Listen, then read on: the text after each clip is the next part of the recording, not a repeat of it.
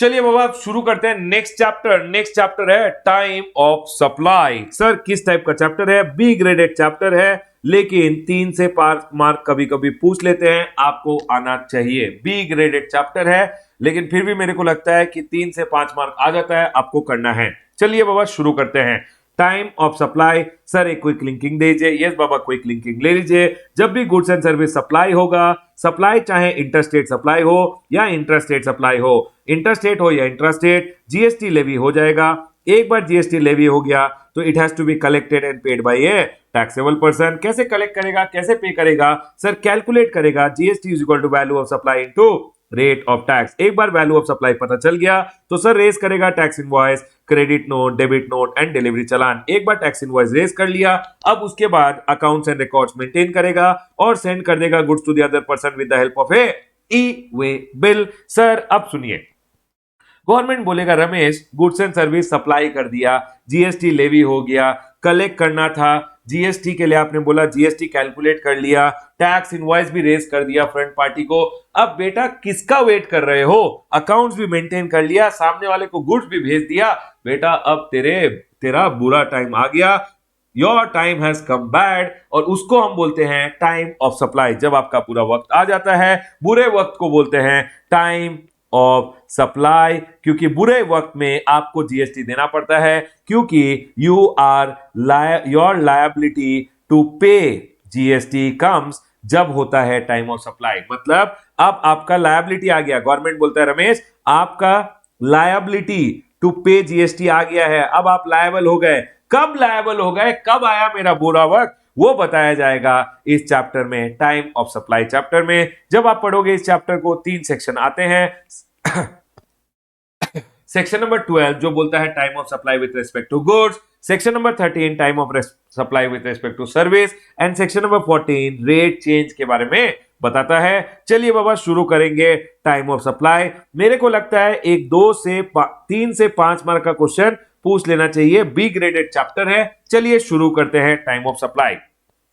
Section number 12 बोलता है time of supply in case of goods के बारे में। अगर गुड्स का बात है तो सर लायबिलिटी कब आता है? सेक्शन नंबर 12 बोलता है लायबिलिटी टू पे आता है। सेक्शन नंबर 12(1) जो मैंने आपको ऑलरेडी बता दिया है, जब टाइम ऑफ सप्लाई होगा ना तब लायबिलिटी आएगा। तो टाइम ऑफ सप्लाई कैसे कैलकुलेट करते हैं वो सेक्शन नंबर 12(2) बताएगा आपको, लेकिन सेक्शन नंबर 12(1) बोलता है बेटा आपका liability to pay tax on goods shall arise at the time of supply. Section number 12(2) बोलता है फॉरवर्ड चार्ज मैकेनिज्म अगर है, फॉरवर्ड चार्ज मैकेनिज्म का केस में, फॉरवर्ड चार्ज मैकेनिज्म मतलब सप्लायर जब जीएसटी पे करता है गवर्नमेंट को, तो सप्लायर कब करेगा? On the date of issue of invoice, और जो date of issue of invoice है, और last date to issue invoice. Sir ये last date to issue invoice क्या होता है? टैक्स इनवॉइस का चैप्टर मैंने आपको पढ़ाया था। जब ऑन और बिफोर रिमूवल, ऑन और बिफोर डिलीवरी, ऑन और बिफोर मेकिंग इट अवेलेबल, और जब सक्सेसिव स्टेटमेंट या पेमेंट रिसीव्ड होता है तब आपको इनवॉइस इश्यू करना पड़ता है। देख बेटा समझ लीजिए, इनवॉइस इश्यू किया 1 जनवरी को, लेकिन गुड्स का रिमूवल कर दिया था 25 दिसंबर को, तो बेटा ये बकवास हो गया, ये करेक्ट है।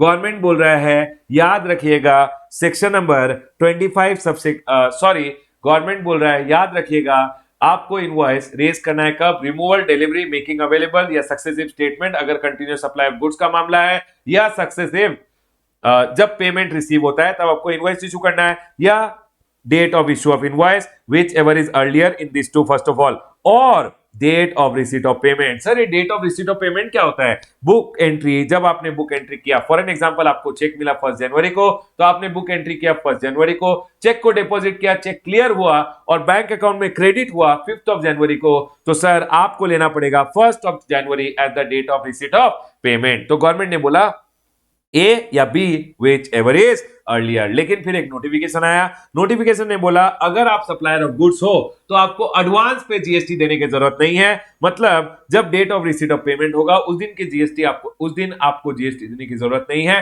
एंड हेंस ये बोला गया कि अगर आप सप्लायर ऑफ गुड्स हो, इन दैट केस आपको देना पड़ेगा ऑन डेट ऑफ इनवॉइस और last date to issue invoice whichever is earlier. Yes sir, point clear है। उसके बाद आ जाइए सेक्शन नंबर 12(3) में। सेक्शन नंबर 12(3) बोलता है सप्लायर ने आपको गुड सप्लाई किए, आप वो रिसिपिएंट को जीएसटी देना है अंडर रिवर्स चार्ज, कब देगा, date of receipt of goods, जिस दिन आपको गुड्स मिले। सेकेंडली डेट ऑफ पेमेंट, जिस दिन आपने पेमेंट किया वो होता है बुक एंट्री, जिस दिन आपने बुक एंट्री किया या आपके बैंक अकाउंट में डेबिट हुआ, whichever is earlier. Book entry और debit in the bank account whichever is earlier, उसको बोलते हैं date of payment. Sir date following immediately following 30 days from the date of invoice or other document by the supplier। Reverse charge में याद रखिएगा, अगर आपका supplier registered person है तो वो टैक्स इनवॉइस देगा आपको, तो उस टैक्स इनवॉइस से आपको 30 डेज देखना है, 31st डे देखना है बेसिकली।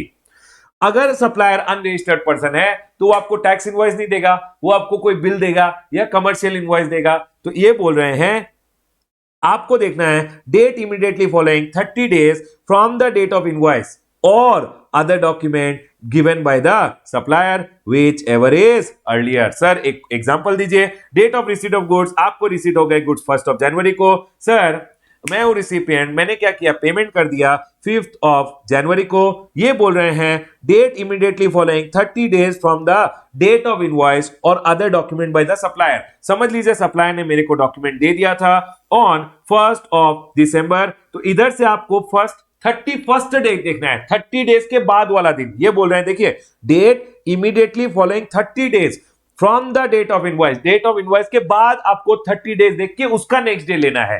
तो सर अगर देखा जाए तो 1 दिसंबर तो चला गया, तो दिसंबर में होता है 31 डेज, 1 दिसंबर तो चला गया, मतलब दिसंबर में हो गए 30 डेज, दिसंबर में 30 डेज खत्म हो गए। ये बोल रहे हैं डेट फॉलोइंग, मतलब आपको देखना है next day after the 31st which is 1 जनवरी। याद रखिएगा जिस दिन था इनवॉइस उसको इग्नोर कीजिएगा, उसके बाद 30 डेज लीजिएगा, उसका नेक्स्ट डे लीजिएगा। डन सर, 1 जनवरी ये आ गया 1 जनवरी। तो sir whichever is earlier मतलब 1 जनवरी टाइम ऑफ सप्लाई बन जाएगा। समझ लीजिए इसको 4th कर देता हूं मैं, तो ये 1 जनवरी टाइम ऑफ सप्लाई बन जाएगा। यस सर, पॉइंट क्लियर है। अब सुन लीजिए, समझ लीजिए आपके पास ये तीनों नहीं है, अगर ये तीनों नहीं है तो ये बोल रहे हैं book entry in the books of the recipient, that is the purchase entry जो आप करोगे वही बनेगा time of supply. For an example date of receipt of goods, entry आपने नहीं किया, किस दिन आपको मिला था, पेमेंट आपने कैश में कर दिया तो वो भी नहीं है। Sir date immediately following 30 days, मैंने एग्रीकल्चर से खरीदा था टेंडू लीव्स, मैंने एग्रीकल्चर से जो बीड़ी के लीव्स होते हैं वो खरीदे थे और मेरे को रिवर्स चार्ज में जीएसटी देना है। बाबा reverse charge in case of goods आपको नहीं एप्लीकेबल है for CA final. Yes sir, तो अगर आपको जीएसटी अंडर रिवर्स चार्ज देना था तो एग्रीकल्चर ने आपको इनवॉइस ही नहीं दिया, तो yes sir date following 30 days भी नहीं आया। तो इन्होंने बोला रमेश आप अपने बुक्स ऑफ अकाउंट में being the recipient expense entry करोगे ना, purchase account debit to cash, उसी को मान लिया जाएगा as the date of time of supply. Done sir, point clear है। उसके बाद आता है सेक्शन नंबर 12.4। सेक्शन नंबर 12.4 बात करता है वाउचर के बारे में। मैं गया शॉपर स्टॉप में, शॉपर स्टॉप ने मेरे को इशू कर दिया एक वाउचर। अब जब शॉपर स्टॉप ने मेरे को एक वाउचर दिया तो उस केस में जिस दिन वाउचर इशू किया, क्या शॉपर स्टॉप को मालूम था मैं क्या परचेज करने वाला हूं? नहीं मालूम था।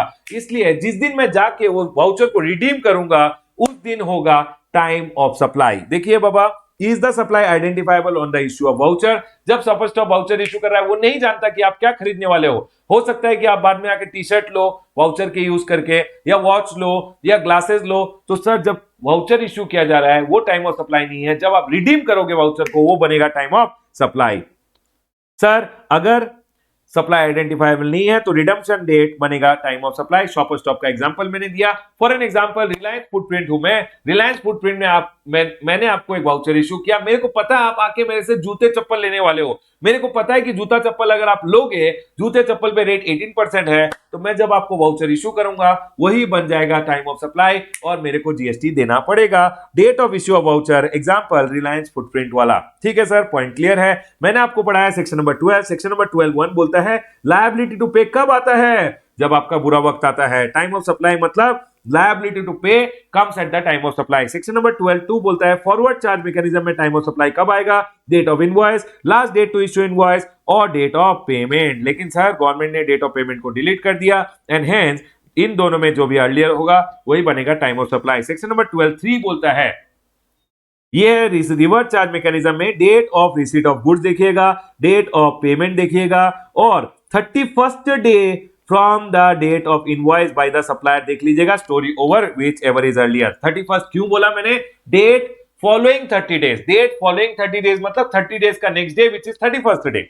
सेक्शन नंबर 12(4) बोला वाउचर्स का केस में अगर सप्लाई आइडेंटिफाइबल है या सप्लाई आइडेंटिफाइबल नहीं है। आइडेंटिफाइबल है तो डेट ऑफ इशू, आइडेंटिफाइबल नहीं है तो डेट ऑफ रिडम्पशन बन जाएगा टाइम ऑफ सप्लाई। सर अगर कोई इसमें या इसमें फॉल नहीं हो रहा है तो बोला गया सेक्शन नंबर 12(5) रेसिडुअरी केस, अगर आप 12(2), 12(3), 12(4) एप्लीकेबल नहीं है और आप हो एक रजिस्टर्ड पर्सन और आपको जीएसटी देना है लेकिन आप 12(2), 12(3), 12(4) में फॉल नहीं हो रहे हो तो गवर्नमेंट ने बोला जब रिटर्न फाइल करोगे उस दिन टैक्स पे करना और रिटर्न फाइल करना। जिस दिन रिटर्न फाइल कर रहे हो, रजिस्टर्ड पर्सन हो, रिटर्न लगाना है, वही हो गया आपका बुरा वक्त। जिस दिन रिटर्न लगा रहे हो टैक्स दे देना। सर अगर मैं एक अनरजिस्टर्ड पर्सन हूं तो अगर अनरजिस्टर्ड पर्सन हो, समझ लीजिए इन्वेस्टिगेशन हुआ, पकड़े गए, इन्वेस्टिगेशन में पकड़े गए, बोल रहे हो सर सॉरी मैं टैक्स देने के लिए रेडी हूं लेकिन सर टाइम ऑफ सप्लाई क्या होगा। गवर्नमेंट बोलता है बेटा जिस दिन टैक्स देगा वही तेरा बुरा वक्त है। The date of payment of tax is your time of supply.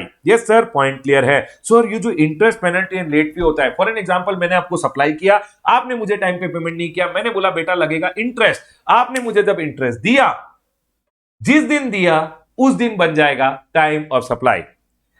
Date of receipt of interest penalty और लेट फी वो बनेगा टाइम ऑफ सप्लाई। चलिए बाबा सेक्शन नंबर 12 खत्म होता है। सेक्शन नंबर 12 में मैंने आपको पढ़ाया सेक्शन नंबर 12(1). ओके देख लीजिए बाबा everyone over here. Section number 12 में मैंने आपको पढ़ाया सेक्शन नंबर 12(1) लायबिलिटी टू पे इन केस ऑफ गुड्स कब आता है, टाइम ऑफ सप्लाई पे। टाइम ऑफ सप्लाई कैसे डिटरमाइन करेंगे, 2 बोला फॉरवर्ड चार्ज मैकेनिज्म में टाइम ऑफ सप्लाई होगा डेट ऑफ इनवॉइस और last date to issue invoice. ठीक है सर। अगर रिवर्स चार्ज मैकेनिज्म होगा date of receipt of goods और सर डेट ऑफ पेमेंट और 31st day from the date of invoice by the supplier. Voucher का case है sir supply identifiable है, supply identifiable नहीं है। आइडेंटिफाइबल है तो डेट ऑफ इश्यू, नहीं तो डेट ऑफ रिडम्पशन। ठीक है सर। उसके बाद मैंने आपको पढ़ाया 1, 2, 3, 4 सर रेसिडुअरी केस में याद रखिएगा ड्यू डेट ऑफ रिटर्न, अगर आप रजिस्टर्ड पर्सन हो, अगर रजिस्टर्ड पर्सन नहीं हो तो डेट ऑफ पेमेंट बन जाएगा time of supply. Interest penalty and late fee का केस में याद रखिएगा sir date of receipt of interest penalty and late fee बनेगा time of supply. Quickly give me heads up, क्या यहां तक सब कुछ क्लियर है? जल्दी जल्दी जल्दी बताइए, क्या यहां तक हम सब कुछ क्लियर है? यस सर, यहां तक सब कुछ क्लियर है। चलिए आगे बढ़ते हैं। आ जाइए सेक्शन नंबर 13 में। सेक्शन नंबर 13(1) क्या बोलेगा?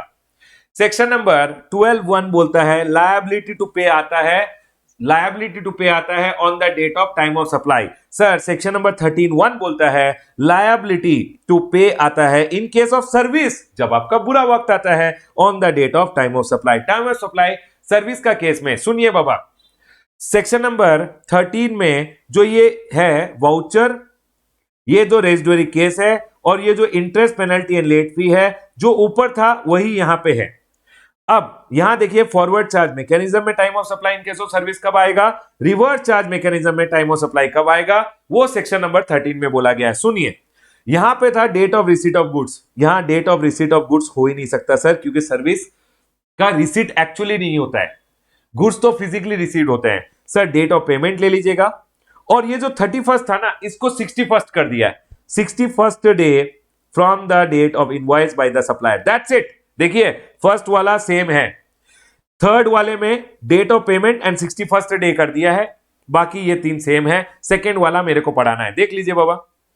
आ जाइए, सेक्शन नंबर 13(1) बोलता है लायबिलिटी टू पे कब आएगा, टाइम ऑफ सप्लाई, जब बुरा वक्त आएगा लायबिलिटी टू पे आएगा। सेक्शन नंबर 13(3) बोलता है रिवर्स चार्ज मैकेनिज्म में, देखिए यहां था date of receipt of goods, यहां date of receipt of goods नहीं है, खाली डेट ऑफ पेमेंट और 61st डे है, day following 60 days which ever is earlier. Sir ये और ये अगर अवेलेबल नहीं है, अरे एक्सपेंस एंट्री डेट ले लेना, book entry date of the recipient, same ऊपर भी था book entry date of the recipient.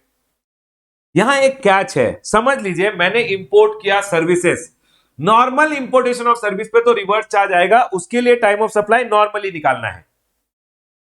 लेकिन अगर आपने इंपोर्टेशन ऑफ सर्विस किया है, सुन लीजिए बाबा, reverse charge mechanism in case of services में सर टाइम ऑफ सप्लाई अगर है तो date of receipt of goods तो आएगा नहीं, डेट ऑफ पेमेंट और 61st day from the date of invoice by the supplier आता है विच एवर इज अर्लियर।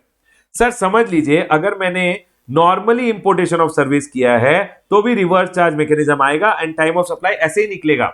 लेकिन अगर इंपोर्टेशन ऑफ सर्विस किया है from associate enterprise, very very important for exam, याद रखिएगा, डेट ऑफ पेमेंट और 61st डे नहीं आएगा, इधर यही लिखा गया है date of payment that is book entry और debit whichever is earlier, और date of entry in the books of accounts of the recipient, जिस दिन आपने date of entry book entry किया, बेसिकली बुक एंट्री किया कि आपको service मिल गया है sir, whichever is earlier. Book entry date लेंगे, जो आपने सर्विस रिसीट का एंट्री किया है वही लिया जाएगा, या date of payment whichever is earlier. ठीक है सर, पॉइंट क्लियर है। वाउचर 13.5 और 13.6 सेम एज अबव होता है। अब सुनिए, forward charge mechanism is something जो आपको ध्यान रखना है। आपको याद होगा, अगर आपको इनवॉइस रेज करना पड़ता है कितने दिनों में, सर मेरे को इनवॉइस रेज करना पड़ता है ऑन और बिफोर 30 डेज। और अगर आपको याद है, मैंने आपको इतने अच्छे से ये बोला था कि सर एनबीएफआई के केस में 45 डेज होता है। NBFC banking company, financial institution and insurance company के लिए बोला गया है 45 डेज में आपको इनवॉइस रेज करना है। ठीक है सर, अब सुनिए, बहुत इजी है, कुछ भी नहीं है।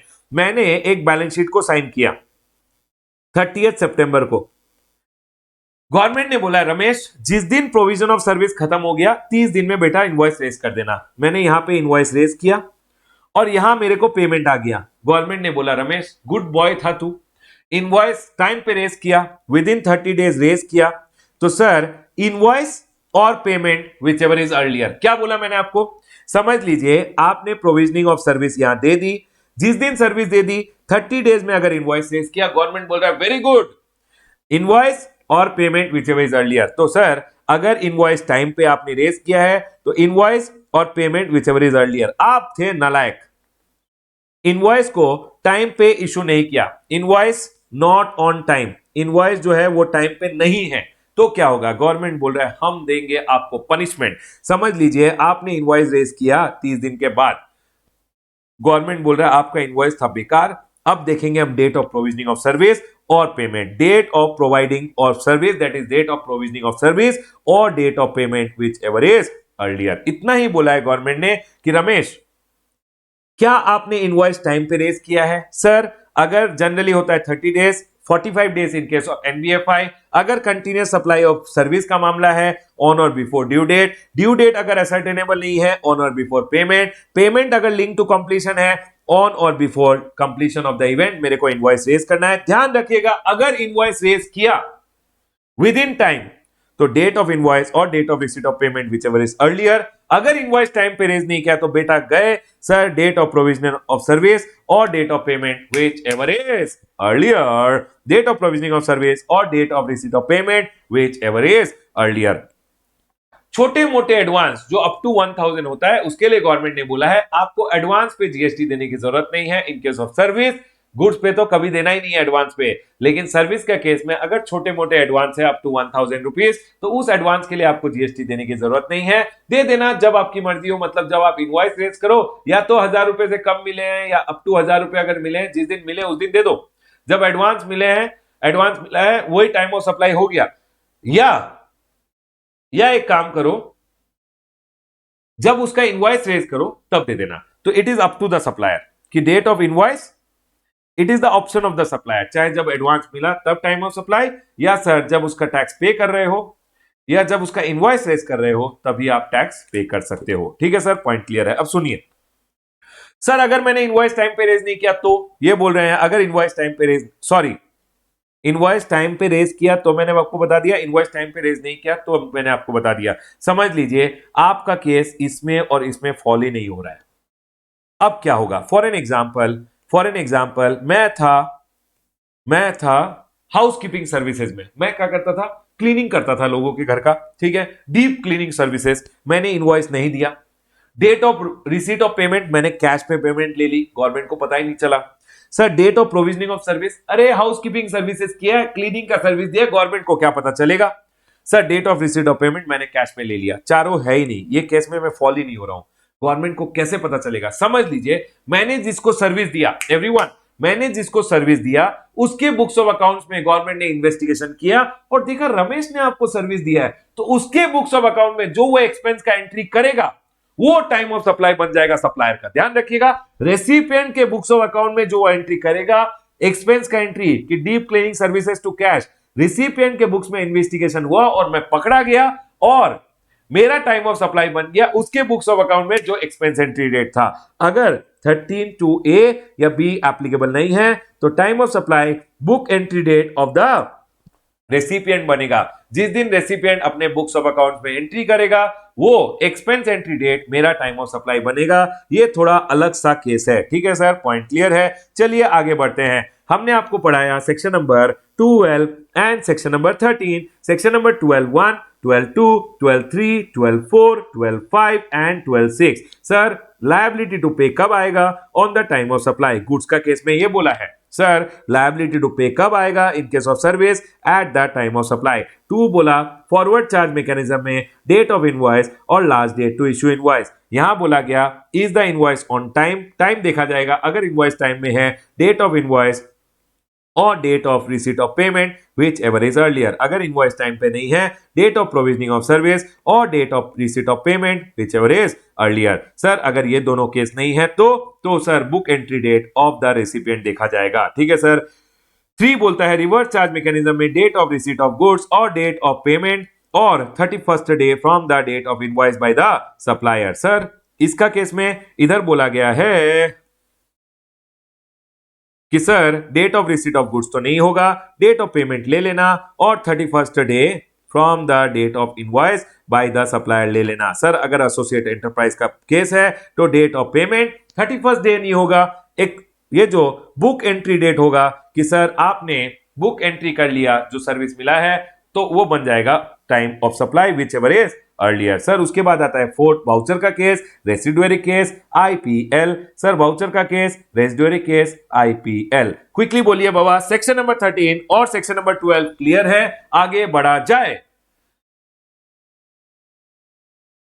जल्दी जल्दी जल्दी बताइए। सब कुछ क्लियर है? यस सर क्लियर है। चलिए आगे बढ़ते हैं। अब आएगा सेक्शन नंबर 14। चलिए आ जाइए सेक्शन नंबर 14 में। सेक्शन नंबर 14 बोलता है time of supply in case of change in rate of tax. For an example sir क्या हुआ, यहां पे समझ लीजिए रेट चेंज हो गया, आपने यहां पे सप्लाई कर दिया, यहां आपने इनवॉइस इशू कर दिया और यहां पे पेमेंट मिला, तो सर क्या रेट लगेगा? यहां था 18%, यहां हो गया 28%, क्या रेट लगेगा? इन्होंने बोला है सर आपको देखना है goods and service supplied before है या goods and service supplied after the rate change है। दो चीज आपको ध्यान रखना है। Everyone over here now.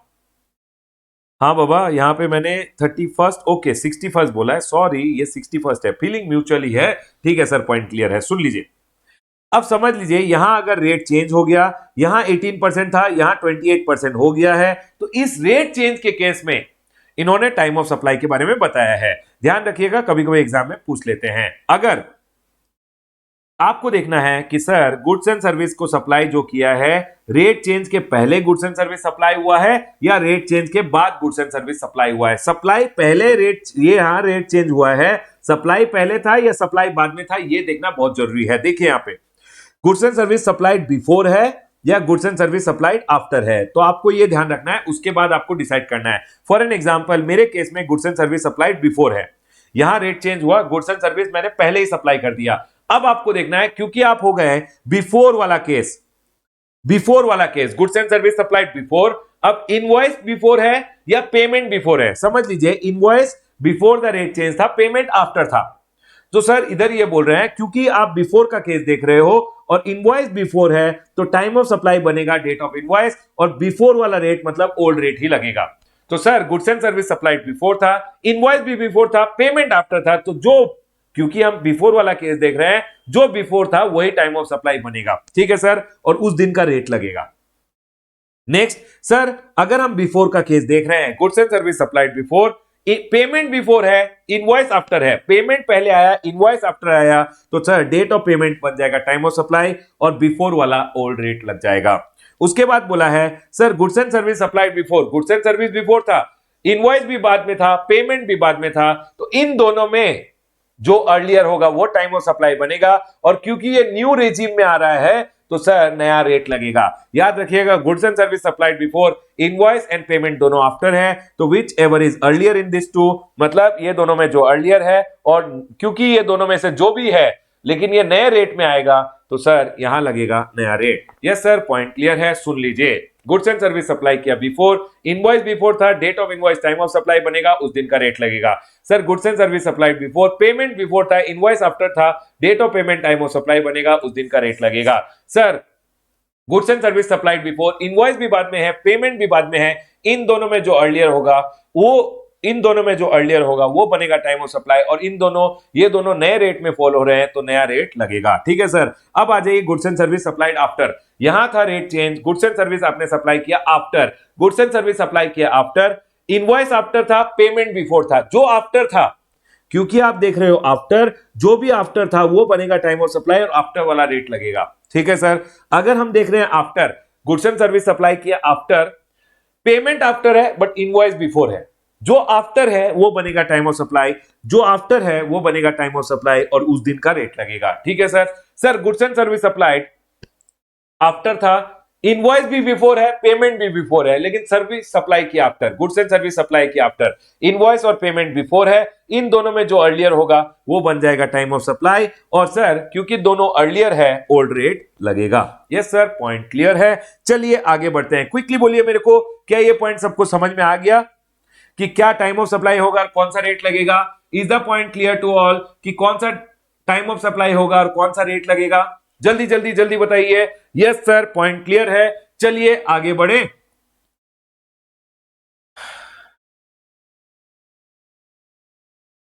चलिए बाबा आगे बढ़ते हैं। Everyone over here now.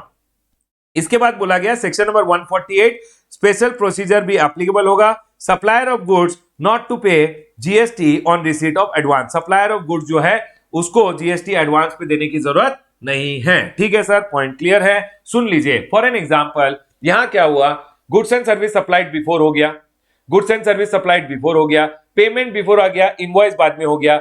समझ लीजिए, आपको पेमेंट पहले आ गया, गुड्स एंड सर्विस सप्लाई हो गया, उसके बाद इनवॉइस रेज हो रहा है। अब पेमेंट अगर पहले आ गया है तो आप बोलोगे सर एडवांस पे तो जीएसटी देने की जरूरत नहीं है, तो ये बोल रहे हैं कोई बात नहीं, आप एडवांस पे जीएसटी मत दीजिएगा, जो रेट है वो ओल्ड रेट ही लगेगा, बस उसको शिफ्ट कर दिया कि सर आप पेमेंट जब इनवॉइस रेज करोगे ना तब आप इनवॉइस में जीएसटी चार्ज कर लेना।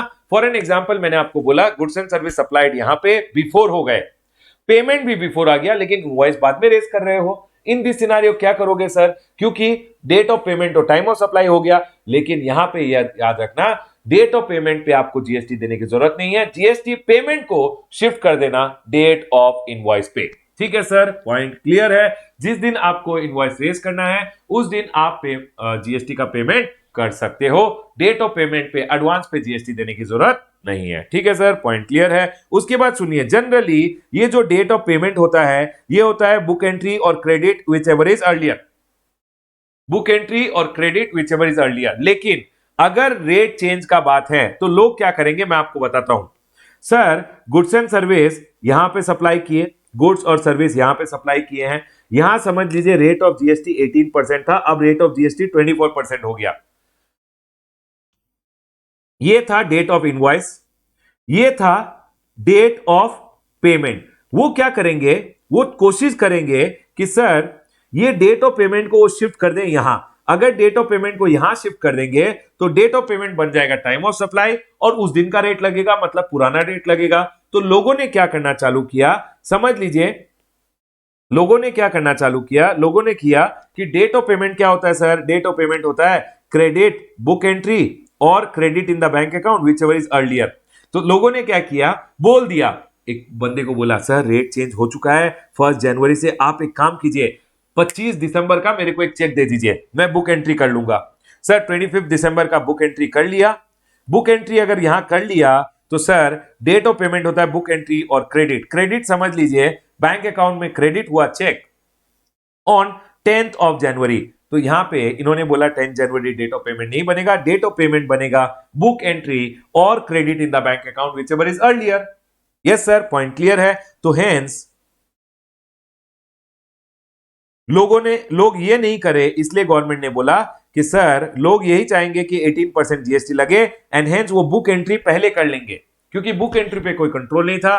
गवर्नमेंट ने बोला अगर आपको करना है बुक एंट्री और credit whichever is earlier, तो ध्यान रखिएगा जिस दिन रेट ऑफ टैक्स चेंज हुआ 4 दिन के अंदर अगर आपका चेक क्लियर होके बैंक अकाउंट में क्रेडिट हो गया तो बुक एंट्री और credit whichever is earlier, otherwise जिस दिन क्रेडिट हुआ उसको लेंगे डेट ऑफ पेमेंट। यही बोला गया यहां पे कि sir date of receipt of payment generally book entry और credit whichever is earlier होता है, लेकिन date of credit in the bank account लिया जाएगा if credited after 4 working days from the date of change in the rate of tax. For an example, यहां rate change हुआ, आपको यहां पे चेक मिल गया था, अब cheque within 4 working days अगर क्रेडिट हो गया तो आपको बुक एंट्री और credit in the bank account whichever is earlier लेना है, तो आप डेट ऑफ पेमेंट लोगे बुक एंट्री, ठीक है सर। लेकिन सर समझ लीजिए यहां रेट चेंज हुआ, यहां मैंने बुक एंट्री किया है, लेकिन 8 दिन के बाद बैंक अकाउंट में क्रेडिट हुआ, तो बेटा क्योंकि 4 दिन में क्रेडिट नहीं हुआ, अब जिस दिन बैंक अकाउंट में क्रेडिट हुआ उसको लिया जाएगा as your date of payment. Quickly give me heads up, क्या सेक्शन नंबर 12, 13, 14 क्लियर है? Yes sir, section number 12, 13, 14 clear है। आपके एग्जाम के लिए बी ग्रेडेड चैप्टर है, लेकिन एक छोटा मोटा क्वेश्चन पूछ सकते हैं, क्वेश्चन आंसर प्रैक्टिस कीजिएगा, बहुत बहुत इंपॉर्टेंट है। यस सर, पॉइंट क्लियर है। यहां मैं अपना discussion on time of supply close करता हूं। यस सर, पॉइंट सब क्लियर है। बाबा आज का डिस्कशन मैं यहीं क्लोज करूंगा। अगर वीडियो पसंद आया हो तो do like the video and subscribe to the channel. बाबा नालायक बच्चे सब्सक्राइब करना चैनल को, और अगर वीडियो पसंद आया तो कमेंट करके जरूर बताइएगा और वीडियो को अपने फ्रेंड के साथ शेयर जरूर कीजिएगा, बिकॉज शेयरिंग इज केयरिंग। याद रखिएगा, खुद पास हो रहे हो, अपने फ्रेंड को भी पास कराइएगा। डन सर, पॉइंट क्लियर है। चलिए बाबा आज का डिस्कशन यहीं स्टॉप करते हैं, कल स्टार्ट करेंगे इनपुट टैक्स क्रेडिट चैप्टर से, लेकिन उससे पहले क्वेश्चन आंसर तीनों चैप्टर के अच्छे से कर लीजिएगा। जितने चैप्टर आज तक पढ़े हैं क्वेश्चन आंसर अच्छे से प्रैक्टिस कर लीजिएगा। डन सर, पॉइंट क्लियर है। चलिए बाबा, take care all, love you, bye.